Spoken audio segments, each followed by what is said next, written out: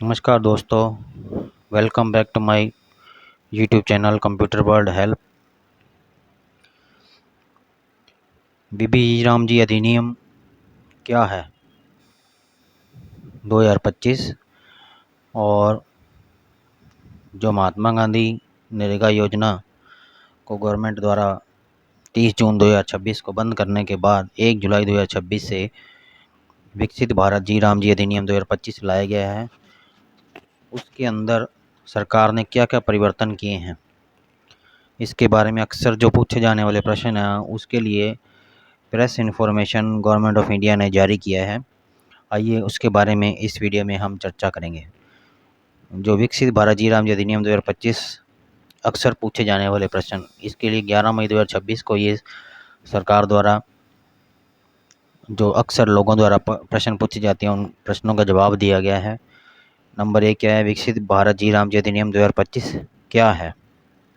तो इसके बारे में सरकार का जवाब ये है कि विकसित भारत जी राम जी अधिनियम 2025 जो है वो ग्रामीण रोजगार एवं विकास से संबंधित एक कानून है। इस कानून का उद्देश्य ग्रामीण परिवारों को 125 दिनों के अकुशल मजदूरी वाले रोजगार की वैधानिक गारंटी प्रदान करने और उत्पादक ग्रामीण परिसंपत्तियों के निर्माण को बढ़ावा देकर ग्रामीण विकास को विकसित भारत @ 2047 की परिकल्पना के अनुरूप ढालना है। पहले नरेगा में 100 दिनों का रोजगार मिलता था, अब इसमें 125 दिनों का कर दिया गया है। अब इसके बाद ये दूसरा प्रश्न भी, यह अधिनियम लागू कब होगा। तो विकसित भारत अधिनियम जो है वो 2025 जो है केंद्र सरकार द्वारा अधिसूचित किए जाने के बाद 1 जुलाई 2026 से देश के सभी ग्रामीण क्षेत्रों में लागू होगा। फिर महात्मा गांधी NRIG को कब निरस्त किया जाएगा। केंद्र सरकार द्वारा अधिसूचित किए जाने के बाद महात्मा गांधी NRIGA योजना जो है वो 1/7/2026 से निरस्त हो जाएगी। क्या विकसित भारत जी राम जी अधिनियम को सभी राज्यों में एक साथ लागू किया जाएगा। जी हाँ, केंद्र सरकार द्वारा अधिसूचित किए जाने के बाद विकसित भारत जी राम जी अधिनियम जो है वो 1/7/2026 से पूरे देश में लागू हो गया है। इस अधिनियम के तहत कितने दिनों के रोजगार की गारंटी, तो इसमें 125 दिनों के वैतनिक रोजगार की गारंटी दी गई है, जो कि एक वयस्क सदस्य कुशल शारीरिक श्रम करने के लिए स्वेच्छा से आगे आते हैं, उनको 125 दिन का रोजगार दिया जाएगा। उसके बाद नंबर 6 पर है, क्या राज्य सरकारों को इस अधिनियम के तहत योजनाएं बनाना अनिवार्य है। हाँ, राज्य सरकारों को इस अधिनियम के लागू होने के बाद निर्धारित अवधि के भीतर के प्रावधानों के अनुरूप योजनाओं को अनुसूचित किया जाना अनिवार्य है।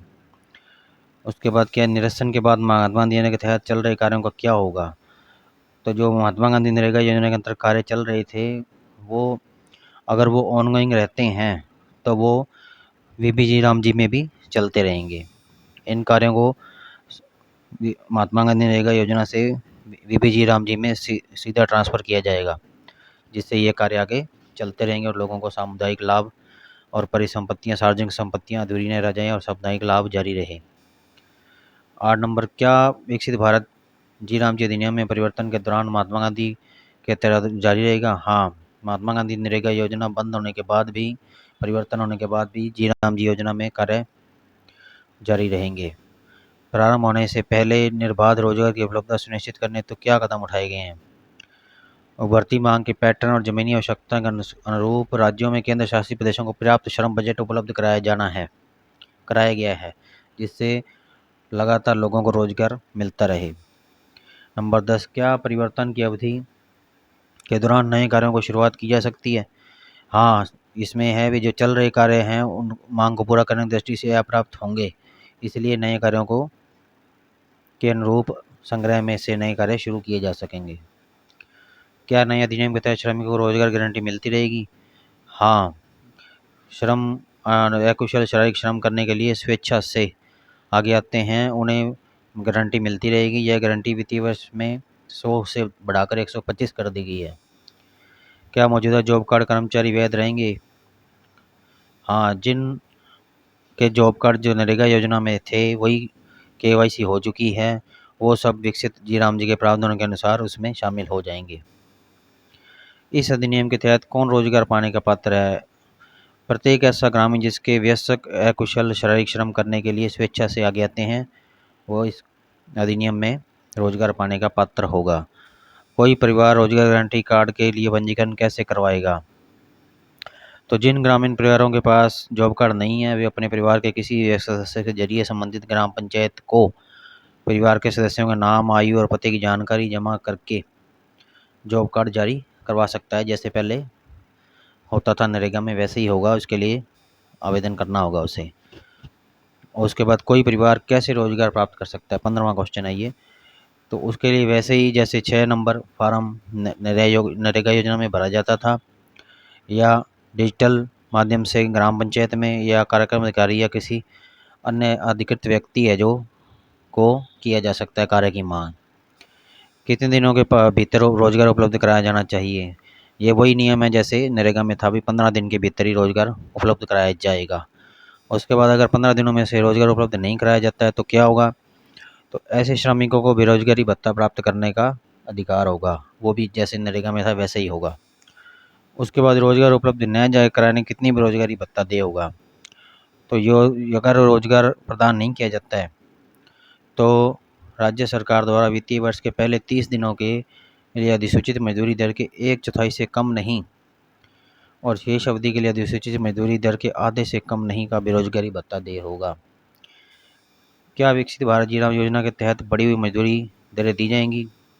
जी हाँ, इस अधिनियम की धारा 10 के प्रावधानों के अनुसार बड़ी मजदूरी दरें प्रदान की जाएंगी।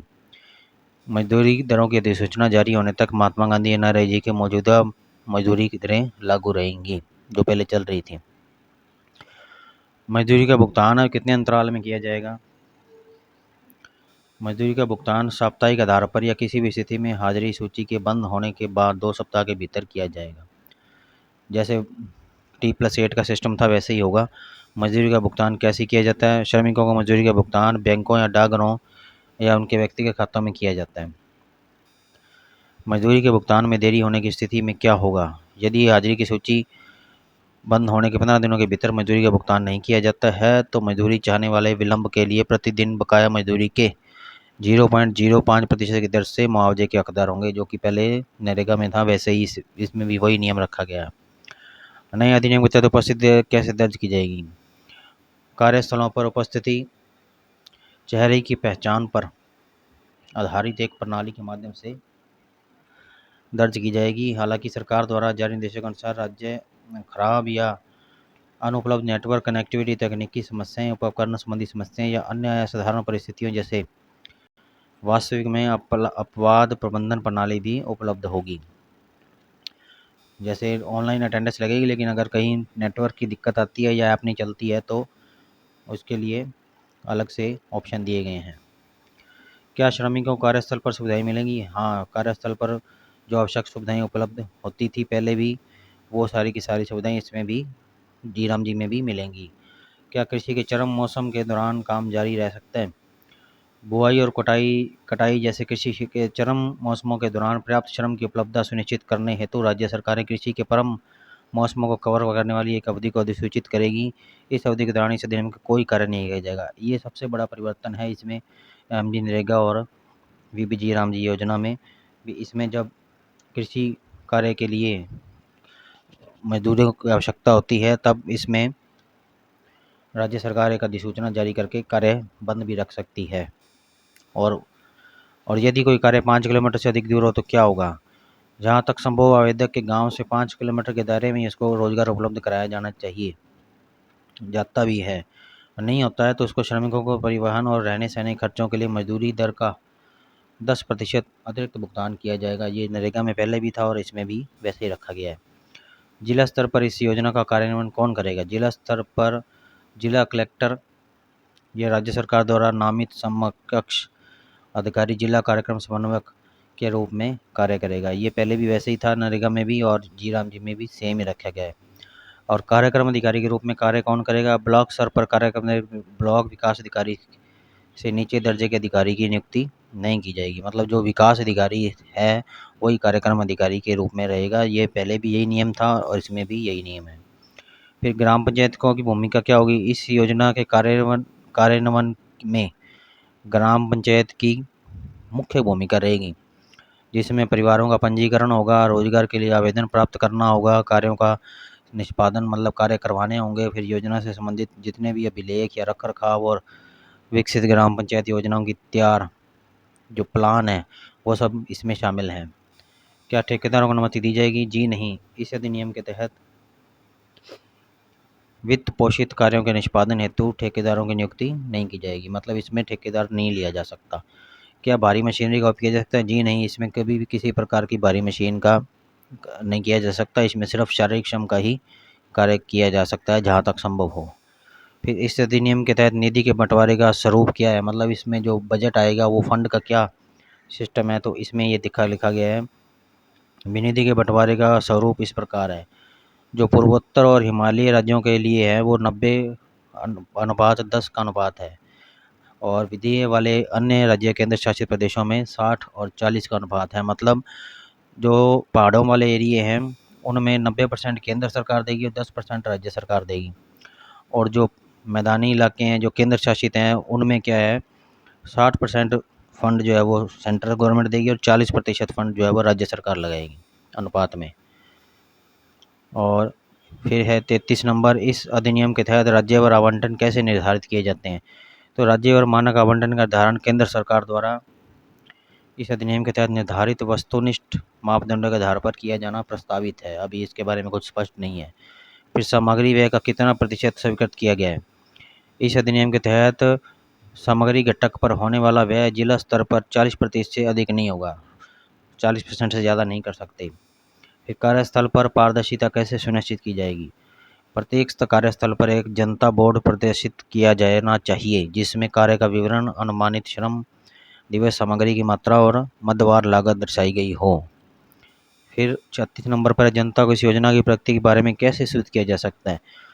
तो सूचित करने के लिए प्रमुख मापदंडों जैसे हाजिरियों की सूची है, भुगतानों और स्वीकृतियों के डिजिटल और भौतिक प्रदर्शन सहित साप्ताहिक सार्वजनिक प्रकटीकरण प्रणाली का प्रावधान है। ग्राम पंचायतों को साप्ताहिक आधार पर प्रकटीकरण बैठकें भी आयोजित करनी होंगी। फिर है विकसित ग्राम पंचायत योजना VGPP, जो इसका प्लान है विकसित ग्राम पंचायत योजना समन्वय पर आधारित और भविष्य की जरूरतों के अनुरूप तैयार एक स्थानीय विकास योजना है, जिसे ग्राम पंचायत द्वारा सहभागी एवं साक्ष्य आधारित योजना के जरिए विकसित भारत 2047 के अनुरूप तैयार किया गया है। विकसित ग्राम पंचायत जो VGPP क्यों महत्वपूर्ण है? जो VGPP इसलिए महत्वपूर्ण है क्योंकि इस अधिनियम के तहत सभी कार्य ग्राम पंचायत द्वारा तैयार और ग्राम सभा द्वारा सहभागी दृष्टिकोण के जरिए अनुमोदित से शुरू VGPP से ही शुरू होने चाहिए, ताकि आवश्यकता आधारित समन्वय उन्मुख और संतृप्ति केंद्रित ग्रामीण विकास नियोजन सुनिश्चित सके। इस अधिनियम के तहत किस प्रकार के कार्य की अनुमति है? तो इस अधिनियम में किस प्रकार के जो कार्य लिए जा सकते हैं? तो यह अधिनियम सतत और सुदृढ़ ग्रामीण विकास को बढ़ावा देने के उद्देश्य से 4 प्रमुख विषयगत क्षेत्रों के अंतर्गत कार्यों के निष्पादन की अनुमति देता है। पहला है जल सुरक्षा से संबंधित कार्य है, दूसरा है ग्रामीण बुनियादी ढांचा, और तीसरा है आजीविका संबंधी बुनियादी ढांचा, और चौथा है चरम मौसम से बचाव संबंधी कार्य। क्या अन्य योजनाओं के साथ समन्वय किया जा सकता है? जी हाँ, यह अधिनियम केंद्र, राज्य और स्थानीय योजनाओं के समन्वय के जरिए एकल योजना बहुवित्त पोषण दृष्टिकोण को बढ़ावा देता है। क्या PMAY कार्यों को 90/95 व्यक्ति दिवस मजदूरी सहायता के लिए लिए जा सकते हैं? बिल्कुल। जी हाँ, जैसे पहले ही PM आवास के मस्टोल नरेगा में जारी होते थे, वैसे ही इसमें भी जारी होंगे। अब आवास मध्यप्रयोग अधिनियम के तहत 90/95 व्यक्ति दिवस मजदूरी सहायता प्रदान करने के लिए किया जा सकता है। क्या प्राकृतिक आपदाओं के दौरान छूट दी जाती है? जी हाँ, प्राकृतिक आपदाओं या असाधारण परिस्थितियों के दौरान राज्य सरकार की सिफारिश पर केंद्र सरकार अनुमत कार्यों का विस्तार करने, वैतनिक रोजगार बढ़ाने और दस्तावेजीकरण संबंधी मापदंडों में ढील देने जैसे विशेष छूट दे सकती है। तो आप इसमें देख सकते हैं जो जितने भी परिवर्तन विकसित भारत ग्रामीण रोजगार आजीविका मिशन 2026 में लागू किए गए हैं, वो आप इस वीडियो में आशा करता हूँ समझ आ गए होंगे। कृपया मेरे चैनल को लाइक, सब्सक्राइब और शेयर करें, और कमेंट करें, जिससे ज़्यादा से ज़्यादा इस योजना की जानकारी लोगों को मिल सके। Thank you. Thanks for watching. Don't forget to subscribe, like, share and comment.